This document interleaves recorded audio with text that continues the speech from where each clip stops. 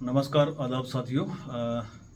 आज कल से ही बेसिकली एक कठुआ के अंदर एक अटैक जो मिलिटेंटों के द्वारा हमारी सिक्योरिटी फोर्सेस पे किया गया, उसको लेके मतलब एक पूरा शोक सा है। पूरे जम्मू कश्मीर के अंदर और पूरे हिंदुस्तान के अंदर एक दुख की घड़ी है इस टाइम। सबसे पहले तो मैं जितने भी जवान हमारे वहाँ पर शहीद हो गए उन सबको कंडोलेंस कहना चाहूँगा, श्रद्धांजलि देना चाहूँगा, क्योंकि ये लोग नहीं हैं बॉर्डरों पे अगर तो हम सेफ नहीं हैं। हमारे सेफ रहने के पीछे जो है इन लोगों का बहुत बड़ा हाथ होता है, बहुत बड़ा योगदान होता है।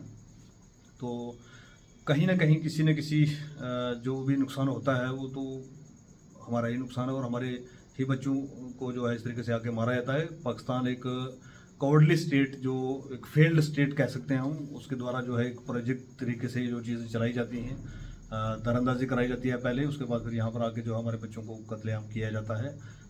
इसके लिए सबसे पहले तो हम कंडेम करना चाहेंगे और मैं कहना चाहूँगा कि हमारी पूरी पार्टी की तरफ से, अपनी तरफ से, पूरे जम्मू कश्मीर के लोगों की तरफ से मैं ये कहना चाहूँगा कि भाई हम तो हाथ जोड़ के और नमन करते हैं इन शहीदों को और उसके बाद इनके परिवारों के साथ हम खड़े हैं हमेशा इंशाल्लाह। बट कुछ सवाल उठते हैं कि भाई जैसे जम्मू कश्मीर के अंदर हालात बहुत देर से, आप पिछले 30 साल का उठा के देख लें तो 30 साल से लगभग यहाँ पर हालात ख़राब रहे हैं। लेकिन वैली के अंदर हम सुनते थे कि भाई इस तरीके से कहीं कोई अटैक हो गया, कहीं कोई नुकसान हुआ हमारा, कहीं मिलिटेंट्स मारे गए, ये तो सुनते थे हम। लेकिन जम्मू डिवीज़न के अंदर ये लगभग 2000 के बाद, 2000 के बाद, सन 2000 के बाद जम्मू कश्मीर के अंदर, जम्मू डिवीज़न के अंदर इस तरीके के हालात नहीं थे।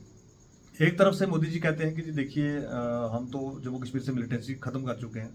तो मेरा एक सवाल है कि मोदी जी क्या ऐसा नहीं है कहीं कि भाई ये जम्मू कश्मीर से जो आप कह रहे हैं मिलिटेंसी ख़त्म कर दी, ये कश्मीर वैली से शिफ्ट कर दिया आपने जम्मू डिवीज़न के अंदर, और आज जम्मू डिवीज़न के उन एरियाज़ के अंदर, उन इलाकों के अंदर जहाँ पर कभी सुना भी नहीं था हमने कि भाई यहाँ पर कोई मिलिटेंट्स का कोई होना भी नहीं मतलब सुना था, वहाँ पर अटैक्स हो रहे हैं और वहाँ पर जो है हमारे जवानों को शहीद किया जा रहा है। तो ये एक वो मौका आ गया है कि मोदी जी, हम कहते हैं कि आप कहते रहे हैं बहुत बार कि हमारी 56 इंच छाती है और ये है, आप ये इस टाइम पे बाहर कंट्रीज़ के अंदर घूम घूम के और इस तरीके से सैर सपाटा नहीं करें। आप तीसरी टर्म में प्राइम मिनिस्टर बन चुके हैं, अब इससे आगे क्या हो सकता है, लोगों ने आप पे बहुत विश्वास दिखाया है आपके ऊपर। तो आप इसको कहीं इस निर्णायक लड़ाई जो होती है ना, निर्णायक सिचुएशन पे इसको, लड़ाई को ले जाइए, क्योंकि हम हर रोज़ अपने नौजवानों को यहाँ पर नहीं ऐसे खो सकते कि हर रोज़ कहीं ना कहीं से दरअंदाजी होगी, कोई ना कोई घुसेगा और वो आके मारेगा।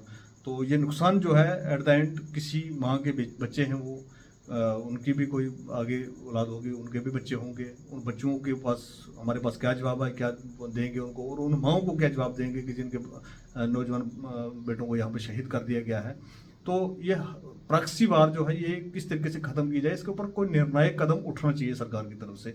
और ख़ासकर मैं ये कहना चाहूँगा कि जो जम्मू डिवीज़न के अंदर इस टाइम पे जो हालत की जा रही है कि भाई जम्मू डिवीज़न के अंदर मैं अगर गलत नहीं हूँ तो 6 से 7 अटैक पिछले 2-3 महीने के अंदर हो चुके हैं। आपने सुना होगा पीछे ही एक रिसेंटली अटैक हमारी यात्रा के ऊपर आई था, कभी हमने सुना नहीं था। यात्रा चल रही थी और यात्रा की एक गाड़ी जो है रियासी के अंदर जो है उसको हिट किया गया और वो बाद में गाड़ी नीचे गिरी। 10 के आसपास लोग वहाँ पर, जहाँ वहाँ को सिविलियन किलिंग होगी वहाँ पर। तो ये इस तरीके से कब तक चलेगा और इन चीज़ों के ऊपर कब नकेल कसी जाएगी, ये सवाल है आज हमारा भारतीय जनता पार्टी से।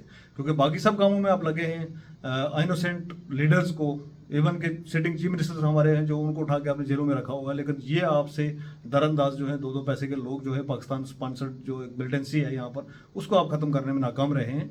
और आप एक तरफ दावा करते हैं कि भाई जम्मू कश्मीर के अंदर बिल्कुल सब कुछ चंगा भला है, और दूसरी तरफ जो है हमारे नौजवान जो हैं हर हफ्ते में कोई ना कोई जो है इंसिडेंट हो रहा है। और खासकर हम इसको चीज़ को लेकर बहुत परेशान है कि जम्मू कश्मीर के अंदर, जम्मू डिवीज़न के अंदर ये कब से होना शुरू हो गया। तो ये हमारा सवाल है सरकार के साथ। और एक बार दोबारा से मैं कहना चाहूँगा कि जो शहीद हुए हैं आज हम उनको सल्यूट करते हैं, नमन करते हैं उनको on the line of duty, जिन्होंने अपनी शहादत दी है, और उनके घर वालों के साथ, उनके परिवार के लोगों के साथ हमारी संवेदना जो है हमेशा के लिए रहेगी।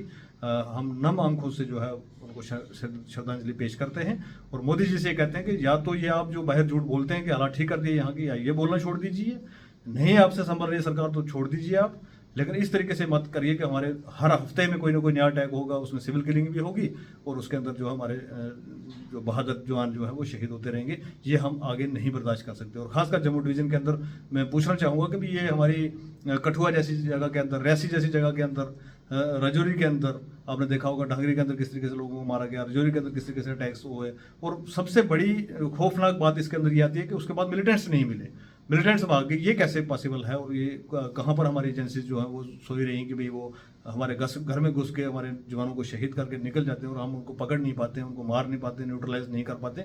ये बहुत चिंता का विषय है। तो इसी के साथ साथ सब पूरे हिंदुस्तान के लोगों को मेरी तरफ से नमस्कार, आदाब, अस्सलाम वालेकुम।